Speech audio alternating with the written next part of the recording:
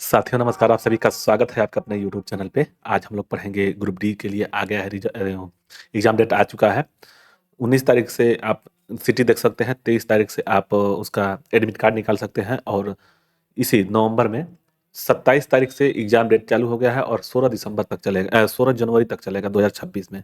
ठीक है, तो यह 11 टेस्ट है। आप लोग जाकर के प्ले स्टोर में मेरे जा कर देख सकते हैं और इस जो हम पढ़ा रहे हैं इसका पीडीएफ इसी वीडियो के डिस्क्रिप्शन में जाएंगे। जिस वीडियो को देख रहे हैं उसके वीडियो के डिस्क्रिप्शन में जाएंगे तो एक टेलीग्राम का लिंक होगा, वहाँ से आप इस पीडीएफ को डाउनलोड कर सकते हैं और वहाँ से आप देख सकते हैं। ठीक है, तो आप लोग को वीडियो अच्छा लगेगा तो लाइक और सब्सक्राइब करिएगा। चलते हैं क्वेश्चन पे। दिया है कि वस्तु की मात्रा बदलने पर क्या अपरिवर्तित रहता है। किसी भी वस्तु का अगर हम मात्रा बदलेंगे तो उसमें क्या अपरिवर्तित रहेगा? आयतन, भार, द्रव्यमान, घनत्व। तो इसमें से जो होगा वह घनत्व अपरिवर्तित रहेगा। इसका जो होगा घनत्व अपरिवर्तित रहेगा। इसका आंसर डी सही होगा। किसी भी वस्तु को अगर हम उसका मात्रा में परिवर्तन करेंगे तो उसमें अपरिवर्तित क्या रहेगा? तो वो घनत्व होगा।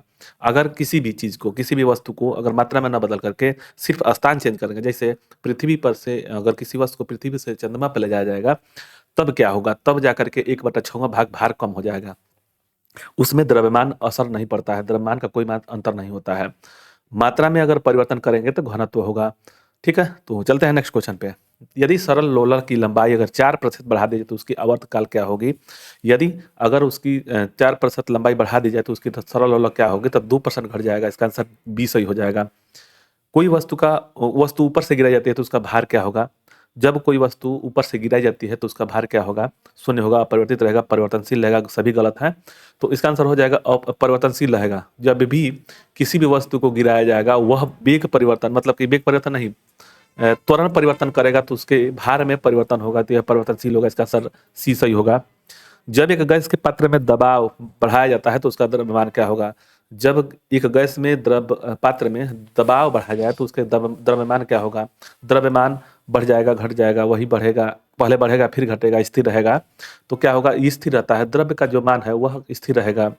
नेक्स्ट है, तांबे की गेंद को गर्म करने पर इसका घनत्व क्या होगा? इसका जो से गर्म करेंगे तांबे की गेंद को तो उसका घनत्व क्या होगा? बढ़ेगा, घटेगा, वही रहेगा, कोई नहीं। तो तांबे की गेंद को अगर हम किसी भी तरह से गर्म करेंगे तो उसका घनत्व घटता है। इसका आंसर बी सही होगा। दिया है 6 नंबर क्वेश्चन की ऊंचाई बढ़ने से वायुमंडलीय दाब पर क्या प्रभाव पड़ता है? ऊंचाई बढ़ने पर वायुमंडलीय दाब क्या होगा? तो जब भी देखिए पृथ्वी के सतह से, अगर पृथ्वी कोई सतह है, जैसे पृथ्वी का सतह है, अब उसमें बाहर जाएंगे किसी भी तरह से, तब क्या होगा? और उसके अंदर जाएंगे तो उसके प्रभाव क्या पड़ेगा? वायुमंडलीय दाब पर क्या प्रभाव पड़ेगा? तो ऊपर जाएंगे तो ये दिया हुआ है, तो इसमें क्या होगा? इसमें हो जाएगा घटता है। जो दाब है ऊपर जाएंगे, जब पृथ्वी की सतह से ऊपर जाएंगे तो दाब, वायुमंडलीय दाब घट जाएगा। ठीक है, तो इसका आंसर भी सही होगा। दाब बढ़ने पर बर्फ का गलनांक घटता है, बढ़ता है, अपरिवर्तित रहता है, इनमें से कोई नहीं। तो जब किसी चीज़ को, जैसे अथी है, दोनों को दबाएंगे, अगर मान लीजिए उस पर दाब जलाएंगे तो वह गलनांक कम हो जाएगा, यानी कि घट जाएगा। उसका आंसर ए सही हो जाएगा, 7 का ए सही होगा। नेक्स्ट है, द्रव की घनत्व अधिक होने पर पृष्ठ तनाव। जो द्रव का घनत्व अधिक होने पर पृष्ठ तनाव क्या होगा? पृष्ठ का जो तनाव होगा क्या होगा? घट जाता है, बढ़ जाता है, परिवर्तित रहता है, इनमें से कोई नहीं। तो यह हो जाएगा बढ़ जाता है। अगर किसी द्रव का घनत्व अधिक होने पर पृष्ठ तनाव जो है बढ़ जाएगा। नेक्स्ट है, दाब बढ़ने पर द्रव की श्यानता क्या होगी? ताप बढ़ने पर द्रव की श्यानता क्या होगी?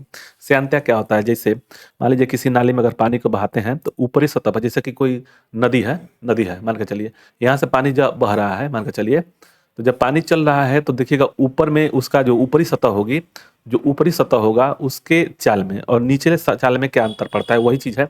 तो वह यहाँ पे ताप बढ़ने पर श्यानता क्या होगा? घटती है, बढ़ती है, परिवर्तित रहती है। तो जितना ही, जैसे कि एक दूसरे पर जैसे परत होता है तो ऊपर ज़्यादा चाल रहता है, ठीक है, नीचे कम रहता है। तो यह पूछ रहा है कि दाब बढ़ने पर श्यानता क्या होगी? घटती है, बढ़ती है? तो इसका आंसर ये होगा, घटती है। नेक्स्ट है, ताप बढ़ने पर गैस की श्यानता। यहाँ पे देखिए द्रव की श्यानता क्या दिया था? ताप बढ़ने पर द्रव की श्यानता घटती है और ताप बढ़ने पर गैस की श्यानता घटती है, दोनों में घटती ही दिया है और परिवर्तित रहती है, इनमें से कोई नहीं। तो 10 का आंसर क्या हो जाएगा? बी है, घटती है। नेक्स्ट, आगे दिया है कि एक लड़की झूला झूल रही है, उसके पास एक अन्य लड़की आकर के बढ़ जाती है, तो झूला का आवर्तकाल क्या होगा? घट जाएगा, बढ़ जाएगा? ये बढ़ जाएगा और पहले घटेगा फिर बढ़ेगा, अपरिवर्तित रहेगा। तो जब कोई भी लड़की बाहर बढ़ेगा तब क्या होगा? तो उसमें अपरिवर्तित रहता है। जैसे देखिए यहाँ पे मान लीजिए इसके जगह पे यहाँ पे लड़की झूल रही है, यहाँ पे अगर ये झूल रही है तो इस पे वजन बढ़ाएंगे तो इसके आवर्तकाल में कोई फर्क नहीं पड़ने वाला है। ठीक है, तो अपरिवर्तित रहेगा। आगे हाँ, जबकि यहीं पे अगर इसकी इसमें जो जो त्रिज्या है उसको कम करेंगे तब आवर्तकाल में कुछ प्रभाव पड़ेगा। आगे पानी में भरे एक बर्तन में बर्फ का एक टुकड़ा तर रहा है, पूरी बर्फ पिघलने पर बर्फ का जल स्तर क्या होगा? तो अपरिवर्तित रहता है। इसका आंसर सी सही हो जाएगा। याद रखिएगा किसी बाल्टी में अगर पानी है, ठीक है, पानी है और इसमें एक बर्फ का टुकड़ा डाल दिया जाए तब क्या होगा कि इसका घनत्व जो होता है पानी की अपेक्षा कम होता है। बर्फ का जो घनत्व होता है पानी की अपेक्षा कम होता है और यह जो ऊपरी हिस्सा जो होता है 1 भाग ऊपर रहता है और 9 भाग नीचे रहता है, यानी कि 1/9 10वां भाग रहता है, यानी 1 भाग ऊपर रहता है और 10 में से 1 भाग ऊपर रहता है, 9 भाग नीचे रहता है। तब यह जब गलेगा तो यह उसके जो भी इसमें जो बढ़ा हुआ है पानी वह अपरिवर्तित रहता है। तो इसका आंसर सी सही हो जाएगा। दिया है एक कमरे में पंखा चल रहा है तो कमरे की वायु ताप क्या होगी? बढ़ेगा घटेगा? अगर पंखा चल रहा है तब क्या होगा? ताप जो है बढ़ेगा। तो इसका आंसर 13 का हो जाएगा बी। ठीक है, इसका आंसर बी सही होगा। कमरे में रखे रेफ्रिजरेटर का दरवाजा खोल दिया जाए तो कमरे का ताप बढ़ जाएगा, जो ताप है तापमान वह बढ़ जाएगा। तो उसका आंसर ए सही हो जाएगा। ठीक है, किसी चुंबक को गर्म करने पर उसका चुंबकत्व, किसी भी चुंबक को अगर हम गर्म करेंगे तो उसका चुंबकत्व घट जाता है। तो 15 का नष्ट हो जाता है, मतलब कि घट जाता है, या तो जो भी दिया होगा उससे कम हो जाएगा, यानी कि नष्ट हो जाता है। जिस किसी भी चुंबक का अगर उसको गर्म करते हैं तो उसका चुंबकत्व नष्ट हो जाता है। इसका आंसर डी सही होगा।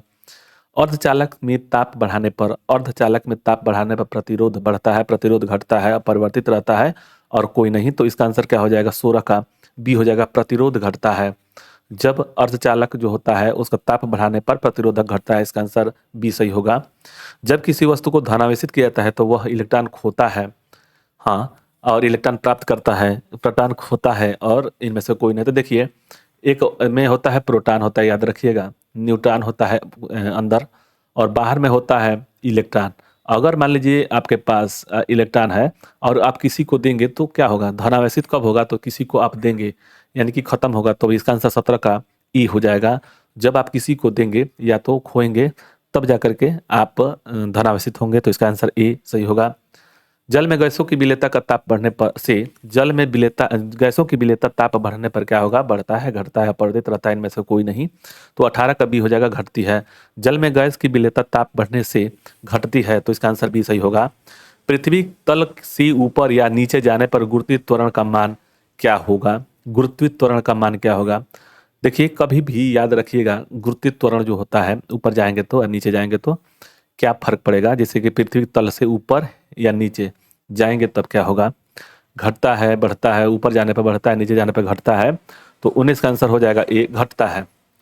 पृथ्वी की जब सतह से आप ऊपर या नीचे जाएंगे तो उसके जो गुरुत्वीय त्वरण है, याद रखिएगा गुरुत्वीय त्वरण है वह घटता है। तो इसका आंसर ए सही होगा। हुआ है कि यदि दूध से क्रीम को अलग कर दिया जाए तो दूध का घनत्व क्या होगा? कम हो जाएगा, वही रहेगा, वही रहता है और बढ़ जाता है या कोई नहीं। तो इसका आंसर क्या हो जाएगा? यदि दूध से क्रीम को अलग कर दिया जाए तो दूध का घनत्व है बढ़ जाएगा। इसका आंसर सी सही हो जाएगा।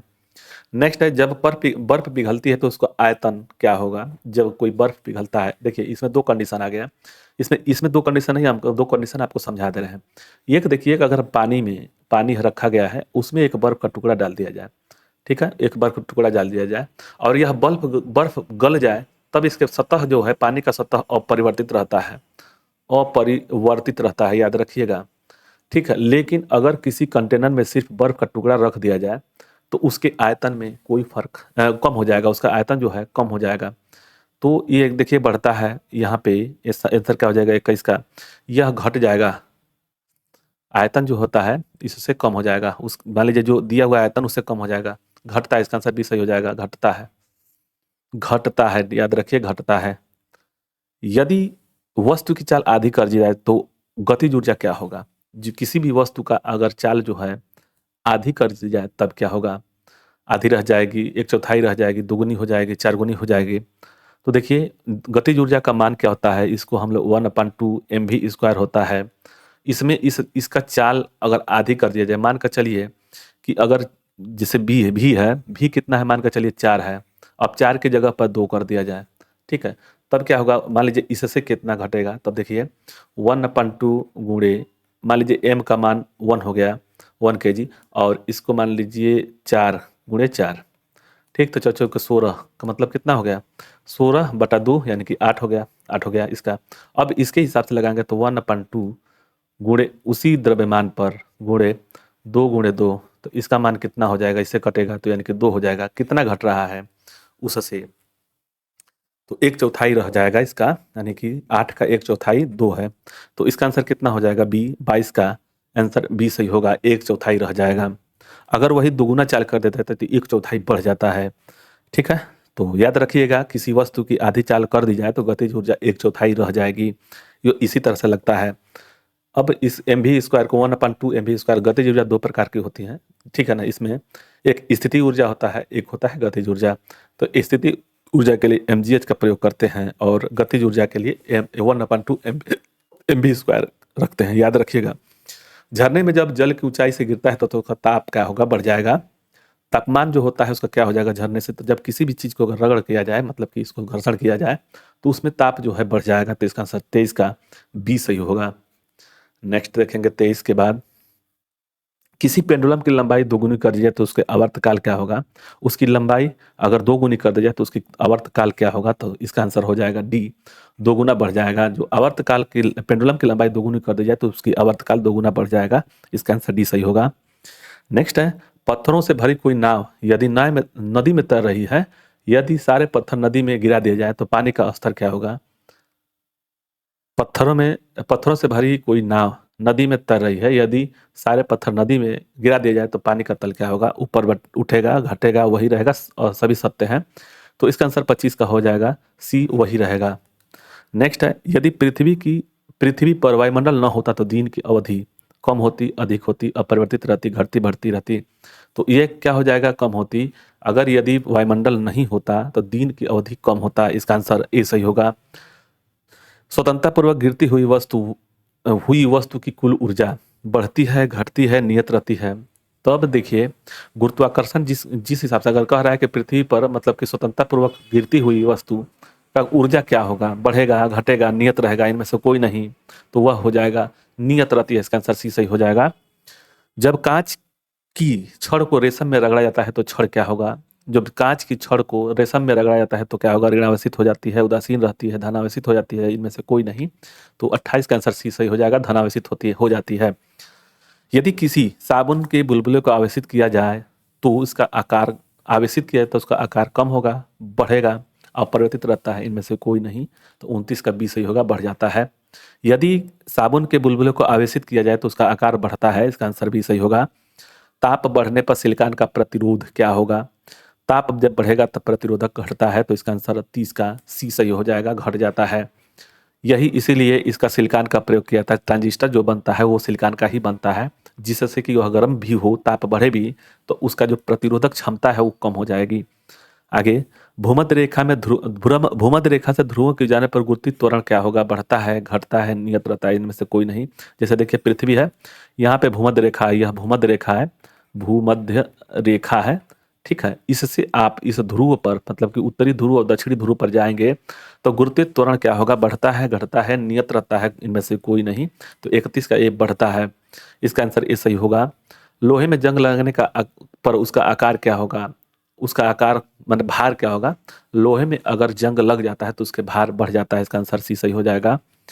स्थिर ताप पर गैस का आयतन कम करने से उनका दाब, स्थिर ताप पर गैस का आयतन कम करने से उसका दाब कम होता है, बढ़ जाता है, नियत रहता है, कोई नहीं। अगर स्थिर ताप पर, ताप अगर स्थिर है और गैस का आयतन कम करने के लिए दाब को क्या किया जाएगा, कम किया जाएगा, बढ़ाया जाएगा। तो आयतन कम करने के लिए उसको दाब को बढ़ाया जाएगा कि घटाया जाएगा कि नियत रहेगा। तो इसका आंसर हो जाएगा बढ़ाया जाएगा, दाब को बढ़ाया जाएगा तब जाकर के उसके आयतन कम होगा। नेक्स्ट है, रॉकेट किस सिद्धांत पर कार्य करता है। ऊर्जा संरक्षण, बर्नौली प्रमेय, अवोगाद्रो परिकल्पना, संवेग संरक्षण। तो जो रॉकेट जो होता है, याद रखिएगा रॉकेट किस सिद्धांत पर कार्य करता है, तो वह करता है संवेग।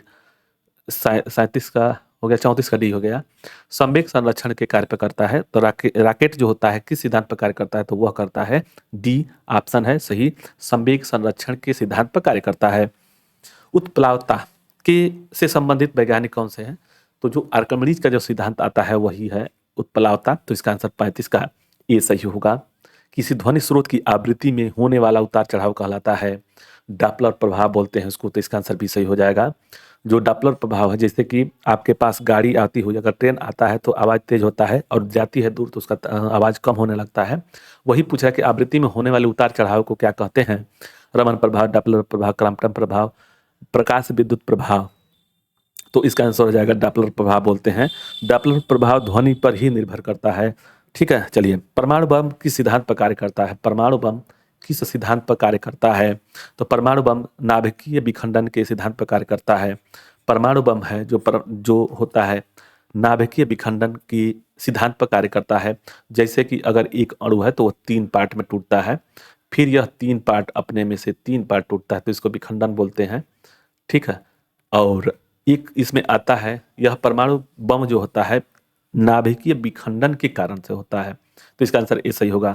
लेकिन अभी नाभिकीय संलयन जो होगा वह सूर्य जो प्रकाश देता है, सूर्य का प्रकाश जो बनता है नाभिकीय संलयन के द्वारा बनता है। और एक हाइड्रोजन बम भी होता है, हाइड्रोजन बम यह भी सूर्य नाभिकीय संलयन के सिद्धांत पर कार्य करता है। तो सूर्य को याद रखिएगा। इसको हम इसलिए बता रहे हैं, परमाणु बम जो होता है 1 से 3 टूटता है, फिर तीनों से 3 टूटता है, 9 हो जाएंगे, फिर 9 3 27 हो जाएंगे, इसे भी विखंडन होता है। और संलयन जो होता है वह जुटता है, यानी कि संलयन होता है। तो इसको याद रखिएगा, 100 से संलयन और 100 से सूर्य। तो एक चीज याद रखेंगे तो आपको सूर्य और हाइड्रोजन दोनों का पता लग जाएगा। और सिर्फ परमाणु बम ही है जो नाभिकीय विखंडन पर कार्य करता है। तो इसका आंसर क्या हो जाएगा? ए होगा। नेक्स्ट है द्रव्यमान ऊर्जा संबंध किसका निष्कर्ष है? द्रव्यमान ऊर्जा संबंध किसका निष्कर्ष है? तो यह है सापेक्षता का सामान्य सिद्धांत होता है। इसका आंसर भी सही हो जाएगा। ब्रह्मांड प्रसारित हो रहा है, इस एक कथन है, मतलब ब्रह्मांड जो प्रसारित हो रहा है वो किसका कथन है? न्यूटन का है, एडविन हब्बल का है, गैलीलियो का है, कोपरनिकस का है। तो यह है एडविन हब्बल का है जो बता रहे हैं कि ब्रह्मांड प्रसारित हो रहा है। तो इसका आंसर भी सही होगा। ग्रहों की गति का नियम को किसने प्रतिपादित किया था? ग्रहों के गति का नियम को प्रतिपादित किसने किया था? Newton, Kepler, Galileo, Copernicus. तो इसका आंसर केपलर हो जाएगा। इसका आंसर बी सही होगा। ग्रहों के गति का नियम जो है केपलर ने दिए थे, तो इसका आंसर बी सही होगा। पृथ्वी और अन्य ग्रह सूर्य के चक्कर लगाते हैं, किसका कथन है? पृथ्वी और अन्य ग्रह सूर्य के चक्कर लगाते हैं, किसका कथन है? अरस्तु, गैलीलियो, कोपरनिकस, एडिसन, हब्बल। तो 41 का आंसर सी सही हो जाएगा। कोपरनिकस ने बोले थे कि पृथ्वी तथा अन्य ग्रह जो होती हैं सूर्य का चक्कर लगाते हैं। तो इसका आंसर सी सही होगा। तारों और सूर्य की ऊर्जा का स्रोत क्या है? अभी हम लोग देखे थे इससे पहले वाले में, मतलब कि वह हमको लग रहा है कि 40 या 39 नंबर क्वेश्चन पर रहा होगा। तारों और सूर्य का तो परमाणु बम का था, उसमें तो परमाणु बम जो है विखंडन के द्वारा होता था। तो सूर्य और चंद्रमा जो है नाभिकीय संलयन के द्वारा ऊर्जा का स्रोत देता है। तो 42 का ए आंसर सही हो जाएगा। इसका आंसर ए सही होगा। दिया है कि लॉ ऑफ फ्लोटिंग सिद्धांत की खोज किसने की थी? लॉ ऑफ फ्लोटिंग न्यूटन है, रॉबर्ट राइटर ब्रदर हैं, गैलीलियो हैं, आर्किमिडीज हैं। तो फ्लोटिंग का सिद्धांत जो प्रतिपादन किए थे वह किए थे आर्किमिडीज। यही है उत्प्लावन के बल का नियम, जो इस उत्प्लावन बोलते हैं इसको। तो इसके आर्किमिडीज का सिद्धांत बोलते हैं। तो लॉ ऑफ फ्लोटिंग सिद्धांत की खोज आर्किमिडीज ने की थी। तो इसका आंसर डी सही होगा। पौधे में जीवन होता है किसने बताया था? पौधों में जीवन होता है यह किसने बताया था? जेसी बोस, एम एस स्वामीनाथन, मेघनाथ साहा, हरिगोविंद खुराना। तो वह जो है जेसी बोस ने दिए थे कि पौधे में भी जीवन होता है। तो बताए थे जेसी बोस ने। इसका आंसर ये सही होगा। आधुनिक एंटीसेप्टिक सर्जरी का जनक कौन से? आधुनिक एंटीसेप्टिक सर्जरी के जनक कौन है? जोसेफ लिस्टर हैं, एडवर्ड जेनर है, लुई पास्चर है, विलियम हार्वे हैं। तो देखिए इसका क्या हो जाएगा? एंटीसेप्टिक सर्जरी का जनक कौन है? तो यह जनक है जोसेफ लिस्टर है। इसका आंसर ये सही हो जाएगा। स्याही सोखता है किस सिद्धांत का कार्य करता है? मतलब जो स्याही सोखता है वह किस सिद्धांत पर कार्य करता है? पृष्ठ तनाव, रसाकर्षण, ऑस्मोसिस और इनमें से कोई नहीं। तो 46 का आंसर क्या हो जाएगा? 46 का आंसर ये सही हो जाएगा। पृष्ठ तनाव के कारण स्याही सोखता है। आइंस्टीन को नोबेल पुरस्कार मिला था। आइंस्टीन को किस चीज में नोबेल पुरस्कार मिला था? प्रकाश विद्युत प्रभाव की व्याख्या, सापेक्षा के सिद्धांत, इलेक्ट्रॉन की खोज और इनमें से कोई नहीं। तो 47 का आंसर ये हो जाएगा। प्रकाश विद्युत प्रभाव की व्याख्या जो किए थे आइंस्टीन ने, उसी पर नोबेल पुरस्कार मिला था। तो इसका आंसर 47 का ये सही हो जाएगा। डिजिटल कंप्यूटर किस सिद्धांत पर कार्य आधारित है, मतलब सिद्धांत पर आधारित है। डिजिटल जो कंप्यूटर है किस सिद्धांत पर आधारित है, गणना, मापन, विद्युत और लॉजिकल। तो 48 का आंसर ए हो जाएगा, गणना से संबंधित है। घड़ियाँ जो है किस सिद्धांत के अनुसार कार्य करती है, जो घड़ी है वो किस सिद्धांत पर कार्य करती है। विद्युत चुंबकीय प्रभाव, प्रकाश विद्युत प्रभाव, सीबेन प्रभाव, दाब विद्युत प्रभाव। तो 49 का हो जाएगा, दाब विद्युत प्रभाव के कारण से कार्य करती हैं। तो इसका आंसर डी सही हो जाएगा। विद्युत मोटर किस सिद्धांत के अनुसार कार्य करता है, फैराडे के नियम, बेंज के नियम, ओम के नियम और फ्लेमिंग के नियम। तो जो विद्युत प्रभाव जो होता है वह फैराडे के नियम से अनुसार कार्य करता है। तो इसका आंसर ए सही होगा। परमाणु घड़ी निम्न में से किस प्रभाव के अंतर्गत कार्य करती हैं। परमाणु जो घड़ी है निम्न में से किस प्रभाव के अंतर्गत कार्य करती है। सीबेक प्रभाव, पीजो इलेक्ट्रिक प्रभाव, पेल्टिजर प्रभाव या क्रॉम्पटन प्रभाव। तो 51 का आंसर क्या हो जाएगा, बी हो जाएगा।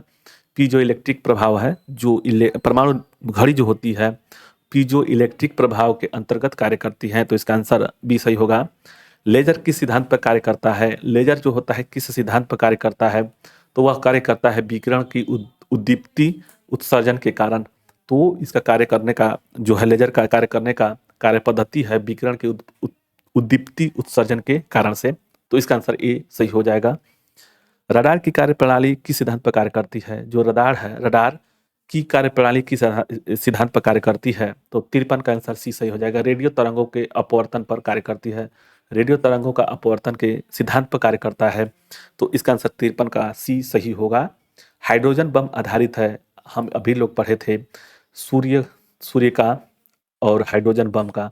सूर्य जो है नाभिकीय संलयन से कार्य करता है। तो इसका आंसर ए सही हो जाएगा। और परमाणु विखंडन जो होता है, देखिए सूर्य और तारा जो होता है, सूर्य और तारा, यह तारा वह जो है हाइड्रोजन बम से कार्य, हाइड्रोजन बम सूर्य तारा नाभिकीय संलयन के सिद्धांत पर कार्य करता है और नाभिकीय विखंडन पर परमाणु बम का कार्य करता है। यह परमाणु बम जो होता है वह कार्य करता है किस पे, तो वह होता है नाभिकीय विखंडन पे। तो इस हाइड्रोजन बम का आधारित होता है नाभिकीय संलयन से। तो 54 का आंसर ए सही होगा। लेंज का नियम है, लेंज का नियम क्या है, द्रव्यमान संरक्षण का, संवेग संरक्षण का, ऊर्जा संरक्षण का, द्रव्यमान एवं ऊर्जा संरक्षण का। तो 55 मतलब कि 55 का आंसर सी सही हो जाएगा। ऊर्जा संरक्षण का है। लेंज का जो नियम है ऊर्जा संरक्षण का नियम है। तो इसका आंसर 55 का क्या हो जाएगा, 55 का आंसर सी सही होगा, ऊर्जा संरक्षण का। पृथ्वी की आयु ज्ञात करने में प्रयोग होता है, जो है पृथ्वी की आयु ज्ञात करने में प्रयोग होता है किसका, कार्बन डेटिंग का, जर्मेनियम डेटिंग का, यूरेनियम डेटिंग का और इनमें उपयुक्त सभी। तो देखिए इसमें से क्या हो जाएगा, तो इसका होता है यूरेनियम डेटिंग से होता है। इसका आंसर सी सही हो जाएगा। और कार्बन डेटिंग जो होता है जीवाश्म का होता है। जीवाश्म जो होते हैं उनका प्रयोग, मतलब कि उसकी आयु ज्ञात करने के लिए कार्बन डेटिंग का प्रयोग करते हैं। और यूरेनियम डेटिंग जो होता है पृथ्वी की आयु को ज्ञात करने के लिए प्रयोग में लाया जाता है। जीवाश्म पेड़ों की आयु का ज्ञात करने के लिए अभी हम लोग देखिए, अभी इससे पहले चर्चा कर रहे थे। तो इसका आंसर कार्बन डेटिंग होगा। इसका आंसर ये सही हो जाएगा। देखिए जीवाश्मों और पेड़ पौधों की आयु ज्ञात करने के लिए प्रयोग में किया जाने वाला जो है वह कार्बन डेटिंग होता है। और यूरेनियम जो होता है पृथ्वी की आयु को ज्ञात करने के लिए होता है। तो 57 का आंसर ए सही होगा। स्टोक्स का नियम संबंधित है, स्टोक्स का नियम संबंधित है किससे, तो वह है द्रव में गिरती हुई गोली से। इसका बी सही आंसर सही होगा। किसी चालक के सिरों के बीच विभवांतर उसके बहने वाली धारा के समानुपाती होता है। यह किसका नियम है। किसी चालक के सिरे के बीच विभवांतर उसमें बहने वाली धारा के समानुपाती होता है। यह नियम किसका है, कूलाम का नियम है, फैराडे का नियम है, जूल का नियम है, ओम का नियम है। तो 59 का आंसर डी सही हो जाएगा। यह ओम का नियम है कि किसी चालक के सिरों के बीच विभवांतर उसमें बहने वाली धारा जो समानुपाती होता है वह ओम का नियम है। नेक्स्ट है सल्फाइड अयस्कों के सांद्रण की विधि है। सल्फाइड अयस्कों के सांद्रण की विधि है गुरुत्व पृथक्करण विधि, चुंबकीय पृथक्करण विधि, फिन प्लवन विधि और निच्छालन विधि। तो सल्फाइड अयस्कों का सांद्रण विधि कौन सा है, तो यह है फेन प्लवन विधि होता है। इसका आंसर सी सही हो जाएगा।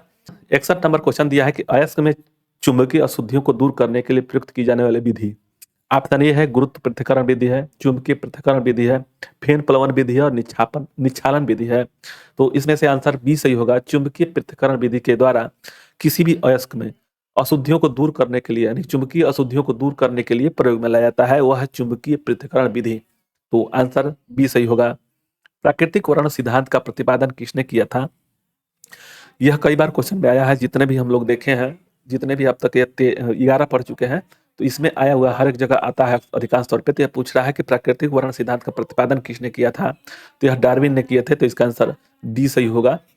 नेक्स्ट देखेंगे जीव द्रव्य जीवन का भौतिक आधार है, यह मत दिया गया है किसके द्वारा, जीव द्रव्य जीवन का भौतिक आधार है, यह किसका मत है, हैक्सले ने, मेलपीगी ने, रॉबर्ट हुक ने, पास्चर ने। तो इसका आंसर 63 का ई सही होगा, हैक्सले ने दिया था। नेक्स्ट है उत्परिवर्तन का सिद्धांत किसने दिया था, उत्परिवर्तन का सिद्धांत किसने दिया था, माल्थस, लैमार्क, हैग्रो, हैक्सले।